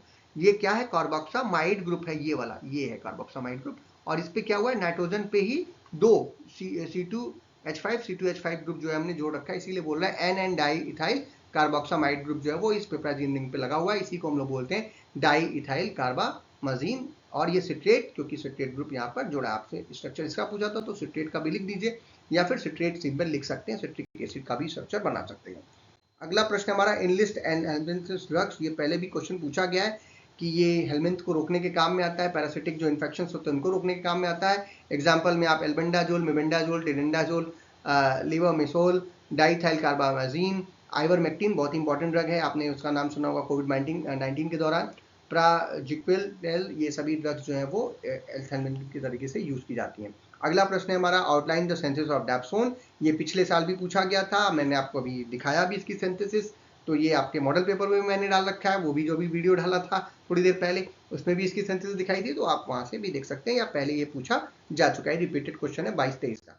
Next question is write in brief about aminoglycosides antibiotics and their clinical uses. नाम से पता चला इसमें अमीनो ग्लाइकोसाइड ग्रुप जो है दोनों ग्रुप जो है वो हमें देखने को मिलता है। अमीनो ग्लाइकोसाइड्स होती हैं वो एक प्राइमरी जो है वो सीरियस इन्फेक्शन जो होते हैं जो कि एरोबिक ग्राम नेगेटिव बैक्टीरिया के द्वारा किए जाते हैं, उनको रोकने के काम में आती है। और ये जो है प्रोटीन सिंथेसिस को रोकती है इन बैक्टीरिया में, खास करके जो 30S सब यूनिट होता है बैक्टीरियल राइबोसोम का, वहां पे बाइंड करता है और प्रोटीन सिंथेसिस या जो पेप्टाइड चेन बन रही है उस प्रक्रिया को रोकने का काम करते हैं, और इस तरीके से इसका मैकेनिज्म ऑफ एक्शन आपको देखने को मिलता है। अगर इनके एग्जांपल्स और यूजेस की बात करें तो इसमें कुछ बड़े ही अच्छे ड्रग्स हैं, जैसे स्ट्रेप्टोमाइसिन है, जेंटामाइसिन है, टोब्रामाइसिन है, अमिकासिन है और नियोमाइसिन है। इन सभी के को हम लोग जानते हैं और ये सभी इंपॉर्टेंट क्लास ऑफ एंटीबायोटिक्स हैं, और इनके यूजेस जैसे ट्यूबरक्लोसिस में स्ट्रेप्टोमाइसिन यूज होती है, ग्राम नेगेटिव इंफेक्शंस में जेंटामाइसिन यूज करते हैं, टोब्रामाइसिन जो है स्यूडोमोनास जो इन्फेक्शन होते हैं वहां पर यूज होती है। मल्टी ड्रग रेसिस्टेंट अगर हो गया है किसी व्यक्ति को, या हॉस्पिटल में रेसिस्टेंट हो रहा है वो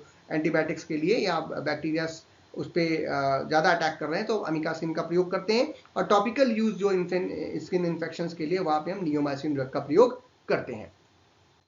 next question is enlist macrolide antibiotics with the clinical use. Macrolide drugs जो होती हैं इनके स्ट्रक्चर ही आपके सिलेबस में सबसे बड़े हैं, इस पे हम लोगों ने वीडियो भी किया था और उसके स्ट्रक्चर को समझाने की कोशिश की थी कि यहाँ पे एक बड़ा मैक्रो मतलब बड़ा जो है एक गोलाकार स्ट्रक्चर देखने को मिलता है जिसे हम लोग मैक्रोसाइक्लिक इलेक्ट्रॉन रिंग बोलते हैं, जैसे कुछ इस प्रकार से दिखती है, जैसे यहाँ पे आपको दिख रही है, ये जो रिंग सिस्टम है इसी को हम लोग मैक्रोसाइक्लिक इलेक्ट्रॉन रिंग बोलते हैं। और ये 50S जो राइबोसोमल सब यूनिट होती है वहां पर बैक्टीरिया के अटैक करता है और उसके प्रोटीन सिंथेसिस को रोकता है या पेप्टाइड की चेन की बढ़ोतरी को रोकता है। अगर इसके एग्जाम्पल और यूजेस की बात करें तो जो मैक्रोलाइड एंटीबायोटिक्स होती हैं उसमें सबसे जो इंपॉर्टेंट और सबसे जो कुछ ड्रग्स हैं, 4 ड्रग मैं आपके सामने रख रहा हूँ। पहला तो इरेथ्रोमाइसिन, सभी ने नाम सुना है, क्लेरथ्रोमाइसिन इसका भी नाम सबने सुना है, एजिथ्रोमाइसिन गले वगैरह में इन्फेक्शन होता है तो हम लोग तुरंत खाते हैं, और रॉक्सीथ्रोमाइसिन। अब इरेथ्रोमाइसिन जो है वो रिस्पिरेटरी इन्फेक्शन, स्किन इन्फेक्शन में हम लोग यूज करते हैं। एच पैरोलाई का जो इरेक्टेशन करना है या रिस्पिरेटरी इन्फेक्शन में हम लोग क्लेरथ्रोमाइसिन यूज करते हैं। एजिथ्रोमाइसिन भी जो है वो हम लोग रिस्पिरेटरी इन्फेक्शन में यूज करते हैं, या फिर निमोनिया इत्यादि है वहाँ पे यूज करते हैं, और सेक्सुअली ट्रांसमिटेड डिसीज जो होती है वहाँ पर भी इसका प्रयोग किया जाता है। नेक्स्ट जो है हमारा रिस्पिरेटरी और सॉफ्ट टिश्यू इन्फेक्शन में हम लोग डॉक्सीथ्रोमाइसिन का प्रयोग करते हैं। तो ये सभी ड्रग्स जो हैं वो मैक्रोलाइड एंटीबायोटिक्स के एग्जाम्पल्स हैं। अगला प्रश्न हमारा explain solid phase synthesis and combinatorial chemistry. Combinatorial chemistry क्या होती है, उसका प्रिंसिपल क्या है, इस पे बार बार प्रश्न पूछ रहा है। अब ये दो तरीके से होती है, एक तो सॉलिड फेज होती है, एक लिक्विड फेज होती है जनरली। तो उसमें जो सॉलिड फेज वाली है उसका आपको एक्सप्लेन करने के लिए बोल रहा है, तो क्वेश्चन उसी से रिलेटेड हो गया। सॉलिड फेज में हम करते क्या है कि हम यहाँ पे सॉल्वेंट का प्रयोग नहीं करते हैं और एक ऑक्सिलरी देते हैं जिस पर हमारा जो क्या नाम है सबस्ट्रेट है वो उस पर बाउंड होता है और वहां पे फिर वो रिएजेंट के साथ रिएक्शन करता है, उसी को सॉलिड फेज सिंथेसिस बोलते हैं। इस सिंथेसिस में जो मॉलिक्यूल है वो केमिकली सिंथेसाइज होता है एक इनसॉल्युबल रेजिन या सॉलिड सपोर्ट को, जिसको ऑक्सिलरी भी आप बोल सकते हो सपोर्ट को, और उस पर ये जुड़ता है। अभी कैसे कैसे करते हैं, सबसे पहले हम एक जो भी हमारा मॉलिक्यूल है उसको सॉलिड रेजिन के ऊपर क्या करेंगे, अटैच कराएंगे। उसके बाद फिर जो भी बिल्डिंग ब्लॉक्स हैं जैसे अमीनो एसिड्स हैं, लिगेंड्स हैं, उनके साथ या आप जो रिएजेंट आप जिसको बोल रहे हैं उसके साथ हम लोग उसका रिएक्शन कराते हैं। हर स्टेप के बाद जो एक्सेस रिएजेंट है उसको वॉश आउट कर देते हैं एंड देन फिर जो फाइनल प्रोडक्ट है उसको हम लोग सॉलिड फेज के द्वारा क्या करते हैं, अलग कर लेते हैं। ठीक है, इसमें सॉल्वेंट का प्रयोग बहुत ज्यादा नहीं होता। यूजेस की बात करें तो पेप्टाइड्स की जो सिंथेसिस है, अमीनो एसिड्स को आपस में जोड़ना, वहां पे इसका प्रयोग करते हैं। और ओलिगोन्यूक्लियोटाइड्स की जो सिंथेसिस है वहां पे हम इसका यूज करते हैं। कम्बिनेटोरियल लाइब्रेरीज जो ड्रग डिस्कवरी के लिए हमको चाहिए, लंबी लंबी ढेर सारी लाइब्रेरीज हम बनाने, ढेर सारे कंपाउंड्स हमको चाहिए, पैरेलल सिंथेसिस करनी है, वहां पे इसका प्रयोग कर लेते हैं। और इसका जो एडवांटेजेस क्या है, प्यूरिफिकेशन ईजी है क्योंकि यहाँ पे फिल्ट्रेशन से काम हो जाता है। सॉल्वेंट फेज में क्या होता है कि कई बार जो है हमको क्रोमेटोग्राफी वगैरह लगा करके, कॉलम क्रोमेटोग्राफी लगा करके सिंथेसिस करके उसको अलग करना पड़ता है। फिल्ट्रेशन यहाँ पे सिंपल फिल्ट्रेशन करके अलग कर सकते हैं क्योंकि ये सॉलिड फेज सिंथेसिस में है। और ऑटोमेशन इसमें फ्रेंडली है, आराम से इसका जल्दी से हम लोग इसको ऑटोमेटिकली कर सकते हैं। एक बार हमने लगाया छोड़ दिया, रिएक्शन अपने आप हो रही है। Rapid synthesis of large library जो है वो भी यहाँ पर पॉसिबल है। ये सब इसके एडवांटेजेस है। आगे बढ़ते हैं अगले प्रश्न और आखिरी प्रश्न की तरफ इस सेशन के, that is write the structure and uses of chloramphenicol. ये प्रश्न पहले भी पूछा था, फिर से पूछ रहा है, तो ये एक कह सकते हैं आप रिपीटेड प्रश्न हो गया। हमने इसका जो है स्ट्रक्चर भी आपको दिखाया था, इसके यूजेज भी आपको बताया था। ब्रॉड स्पेक्ट्रम है क्लोरामफेनिकोल और जनरली कुछ इन्फेक्शन में यूज करते हैं, आई इन्फेक्शन में यूज करते हैं, याद रखिएगा। अब चलते हैं आखिरी पेपर की तरफ आज के इस दिन के, हम अपने इस वीडियो के, जो क्या था 2024 और 25 का बैक पेपर। ये अभी थोड़े दिन पहले ही हुआ था। ये हमारे जो फाइनल ईयर में बच्चे हैं उनकी, जिनकर किसी की बैक हो तो उसके लिए पेपर कराया गया, क्योंकि अभी आप जो पेपर देने जा रहे हैं जिसके लिए मैं ये वीडियो बना रहा हूँ वो 24-25 के सेशन का ही पेपर है, तो ये बैक पेपर का है। जिसमें जो पहला प्रश्न था वो था व्हाट आर अमीनोग्लाइकोसाइड्स। ये प्रश्न 2023-24 से सीधे उठा के पूछा गया एग्जाम्पल्स के साथ। अभी मैंने थोड़ी देर पहले एक्सप्लेन किया, आप वहां से इसका आंसर दोबारा से देख सकते हैं या एक बार पढ़ लिया तो याद है तो यहाँ पे लिख सकते हैं। अगला प्रश्न था इसमें discuss the principle of combinatorial chemistry. बार बार ये प्रश्न आ रहा है, रिपीटेड प्रश्न है, 21, 22, 23, 24 सब में आया है। अभी अभी थोड़ी देर पहले इसको भी डिस्कस किया है, तो आप वहां से इसका भी आंसर देख लेंगे। अगला प्रश्न हमारा व्हाट इज एसाइक्लोविर। वैसे इसकी अभी सिंथेसिस और क्या होता है ये मैंने आपको बताया, लेकिन फिर भी क्योंकि थोड़ा सा अलग क्वेश्चन लग रहा है तो आप देख लीजिए कि एसाइक्लोविर जो होता है वो हर्पिस सिंप्लेक्स वायरस को, उसके इन्फेक्शन को रोकने के काम में आता है। साथ ही साथ वर्सेला जोस्टर जो वायरस होता है जो कि चिकन पॉक्स और सिंगलेस जैसी बीमारियां प्रोड्यूस करता है, उसको भी रोकने के लिए, उसके भी रोकथाम में, उसके इलाज में हम लोग एसाइक्लोविर का प्रयोग करते हैं। ये काफी अच्छी एंटीवायरल ड्रग हो जाती है। इसके जो फीचर्स हैं वो एसाइक्लिक ग्वानिन न्यूक्लियोसाइड एनालॉग के रूप में काम करता है, जैसा कि अभी स्ट्रक्चर और सिंथेसिस में आपने देखा था। ये एसाइक्लोविर ट्राइफॉस्फेट में कन्वर्ट होता है। ये एक तरीके का कह सकते हैं प्रोडक्ट के रूप में यूज होता है, जो कि इन्फेक्टेड सेल्स के अंदर जाता है और वहां पर इनहिबिट करता है वायरल डीएनए पॉलीमरेज को। अगर मैकेनिज्म ऑफ एक्शन पूछता है मान लीजिए इस साल के पेपर में, तो आप लिख लीजिएगा। और ये डीएनए सिंथेसिस को रोकता है वायरस के अंदर, जिसकी वजह से उनकी ग्रोथ जो है वो रुक जाती है, डेथ हो जाती है। इसको और भी जगह पे यूज कर सकते हैं, जैसे कि हर्पिस सिंप्लेक्स वायरस में तो हम लोग यूज करते हैं दोनों टाइप के, और जो वर्सेला जोस्टर वायरस है उसमें भी इसके इन्फेक्शन में यूज करते हैं। ये टॉपिकल रूप में, ओरल रूप में और आईवी फॉर्मुलेशन, हर तरीके से हम लोग इसका प्रयोग कर सकते हैं। ये हर रूप में ये प्रेजेंट होती है या अवेलेबल है मार्केट में। Next question is classify the urinary tract anti infective agents. आपको याद होगा 2021-22 के पेपर में आया था, हमने वहां पे क्लासिफिकेशन के साथ नाइट्रोफ्यूरेटिन और सारी ड्रग जो है वहां पे आपको बताई थी। सेम हो जाएगा, कुछ अलग नहीं होगा, सेम क्वेश्चन है, पूछने का तरीका थोड़ा सा अलग कर दिया है, बट सेम वही है। यूरिनरी ट्रैक्ट इन्फेक्शन में ड्रग यूज होती है उनको आपको यहाँ पर बता देना, जिसमें नॉरफ्लॉक्सासिन, सिप्रोफ्लॉक्सासिन सभी ड्रग्स हम लोग यूज करते हैं। अगला प्रश्न हमारा recall the uses of anti protozoal agent. ये भी एक तरीके का रिपीटेड प्रश्न हो गया, जो कि 22-23 में पूछा था, हमने वहां पे एक्सप्लेन किया था एंटी प्रोटोजोअल ड्रग की क्लासिफिकेशन के साथ। वही चीज आपको यहाँ पर भी लिख देना, उनके यूजेस वगैरह को भी आप यहाँ पे बता सकते हैं। Next question is discuss the principle of pharmacophore modelling. ये एक नया प्रश्न आया है और हो सकता है इस बार फिर से पूछा जाए, एक अच्छा प्रश्न है। फार्माकोफोर किसको बोलते हैं? ये देखिए क्या है कि एक ऐसा स्ट्रक्चर किसी भी ड्रग का या किसी होने वाले ड्रग का जो कि एक्टिविटी शो करता है ड्यू टू द वहाँ पे जो ग्रुप्स हैं, जो भी ग्रुप्स जैसे हाइड्रोजन बॉन्डिंग वगैरह वो परफॉर्म करता है और वो रिसेप्टर पे बाइंड करता है। तो उसको जानने के लिए हम लोग क्या करते हैं, कंप्यूटर मॉडल बनाते हैं और उसके जैसे और भी स्ट्रक्चर बनाने की कोशिश करते हैं। एक स्ट्रक्चरल एनालॉग होता है जो कि हमें ये बताता है कि ये पर्टिकुलर बायोलॉजिकल एक्टिविटी शो करेगा। जैसे कि आप इसकी डेफिनेशन लिख सकते हैं कि ये फार्माकोफोर मॉडलिंग एक टेक्निक है जो कि मेडिसिनल केमिस्ट्री में यूज करते हैं हम लोग, इसेंशियल फीचर ऑफ एक मॉलिक्यूल को जानने के लिए कि उसके स्ट्रक्चर में ऐसी स्पेशल बातें क्या है जो कि बायोलॉजिकल एक्टिविटी को सीधे सीधे इन्फ्लुएंस करता है। एक फार्माकोफोर जो एक एब्स्ट्रैक्ट रिप्रेजेंटेशन होता है किसी भी मॉलिकुलर फीचर का जो कि नेसेसरी होता है for the molecular recognition at the receptor site. अगर एग्जाम्पल के रूप में ले लीजिए तो जो इसके फीचर्स हम बोल रहे हैं वो है हाइड्रोजन बॉन्ड डोनर्स का, हाइड्रोजन बॉन्ड एक्सेप्टर्स का, एरोमेटिक रिंग्स, हाइड्रोफोबिक सेंटर्स, जो पॉजिटिव नेगेटिव आयनाइजेबल ग्रुप्स हैं अगर वो प्रेजेंट हैं जिसकी वजह से वो रिसेप्टर पे बाइंड करता है, तो यही जानना क्या कहलाता है, फार्माकोफोर मॉडलिंग कराता है। अब इसके यूजेस कहाँ कहाँ है? ये लिगेंड बेस्ड ड्रग डिजाइन जो भी हम लोग बोल रहे थे, ड्रग डिजाइन हम लोग कर रहे हैं वहाँ पे जो QSAR स्टडी वगैरह के लिए भी मदद कर रहा है या इन सिल्को स्टडी में मदद कर रहा है, वहाँ पे आप इसका यूज करते हैं। साथ ही साथ जो 3 डायमेंशनल स्ट्रक्चर है हमारे प्रोटीन का, जो टारगेट है, जो रिसेप्टर है, उसको भी समझने में हमको मदद करता है। साथ ही साथ जो वर्चुअल स्क्रीनिंग है कंपाउंड लाइब्रेरीज का, वो इसी मेथड के थ्रू हम लोग क्या कर पाते हैं, कंप्यूटर एडेड ड्रग डिजाइन में कर सकते हैं। अगला प्रश्न हमारा, give the structure and uses of chlorine for. ये पहले भी आ चुका, फिर से आ गया। ये 21, 22, 23, 24 सब में ये रिपीट था। बस एक बार क्या पूछ लिया था, सिंथेसिस पूछ लिया था, वो नहीं पूछना चाहिए भैया। यूज पूछो, मैकेनिज्म ऑफ एक्शन पूछो, स्ट्रक्चर पूछो, हम लोग आराम से लिख लेंगे 2 नंबर में। हाँ ये है कि ज़्यादा 7 नंबर 5 नंबर में सिंथेसिस पूछो तो लिखा जाएगा, 2 नंबर पूछोगे तो थोड़ा सा बुरा लगता है कि इतनी बड़ी सिंथेसिस बार पूछ रहा है। ठीक है, next question is recall the etiology of malaria. Malaria की इटियोलॉजी क्या होती है? आप सभी जानते हैं, मच्छर काटता है और मच्छर जब काटता है तो उसके जो लार है, उस लार में हमको एक प्लाज्मोडियम जो प्रोटोजोआ का जीनस है वो मिल जाते हैं। अब वो जो है इन्फेक्टेड फीमेल एनोफिलिस जो मस्किटो है उसके लार में पाया जाता है, वो आदमी को काटती है, हेल्थी मैन को, उसके ब्लड में चला जाता है और वहां पे जाके ग्रोथ करता है, लीवर में टूटता फूटता है और फिर आपको बीमार करता है। तो इसी को मलेरिया की इटियोलॉजी, इटियोलॉजी मतलब कारण, किस कारण वो सो रहा है, तो ये सभी आप जानते हैं। कॉजेटिव स्पीसीज के नाम लिख सकते हैं, जैसे प्लाज्मोडियम फैल्सिपेरम है जो कि सबसे ज्यादा डेडली होता है, सबसे ज्यादा तेजी से फैलता है और बहुत सारे लोगों को बीमार करता है। प्लाज्मोडियम वाइवेक्स है, ये भी वाइड स्प्रेड फैलने वाला है, ये डेडली है और ये वाइड स्प्रेड है, तेजी से फैलता है ये। ठीक है, प्लाज्मोडियम ओवेल है जो कि लेस कॉमन पाया जाता है बट ये भी डेडली होता है। नेक्स्ट इज प्लाज्मोडियम मलेरिया जो कि क्रॉनिक इन्फेक्शन कॉज करता है, लंबे समय तक जिनको इन्फेक्शन होता है वो प्लाज्मोडियम मलेरिया की वजह से होता है। और प्लाज्मोडियम कन्वेक्शन होता है जो कि जूटोनिक स्पीसीज तो है लेकिन ह्यूमंस को भी इफेक्ट करता है, तो ये इसकी इटियोलॉजी हो जाएगी मलेरिया की। ये सिंपल सा प्रश्न है, अच्छा है कि ऐसा प्रश्न पूछा जाए आपसे।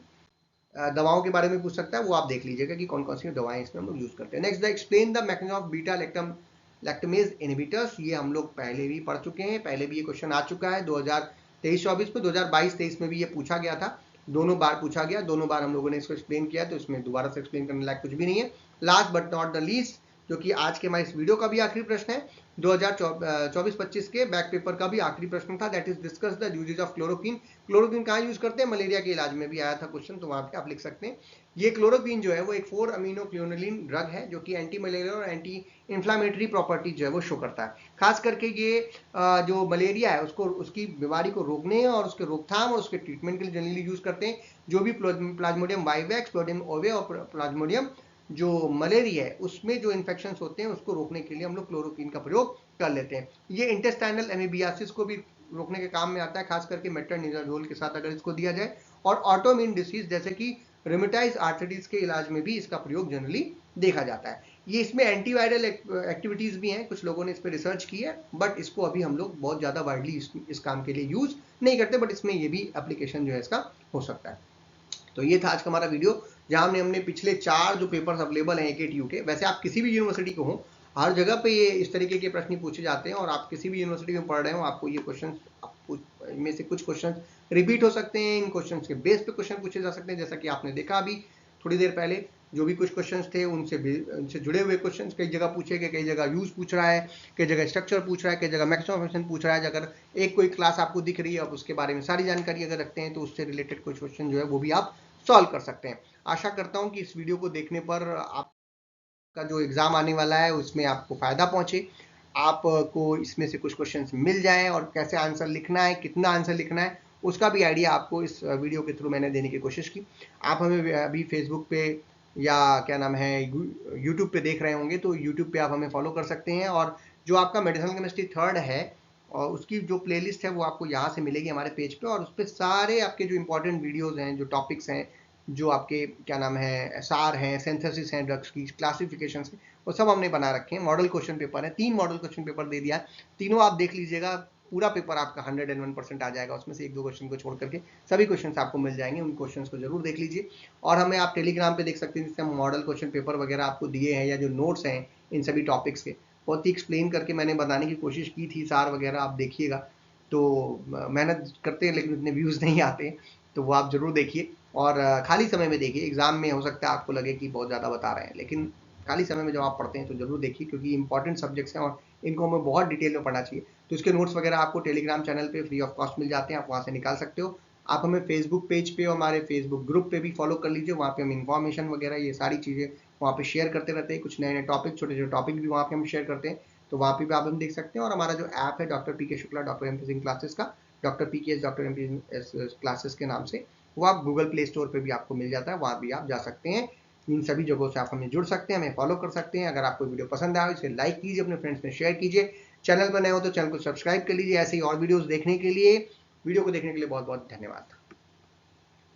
कोई क्वेश्चन है, अगर कोई कमेंट होगा तो कमेंट बॉक्स में लिखिएगा, उसको आंसर करने की कोशिश करेंगे।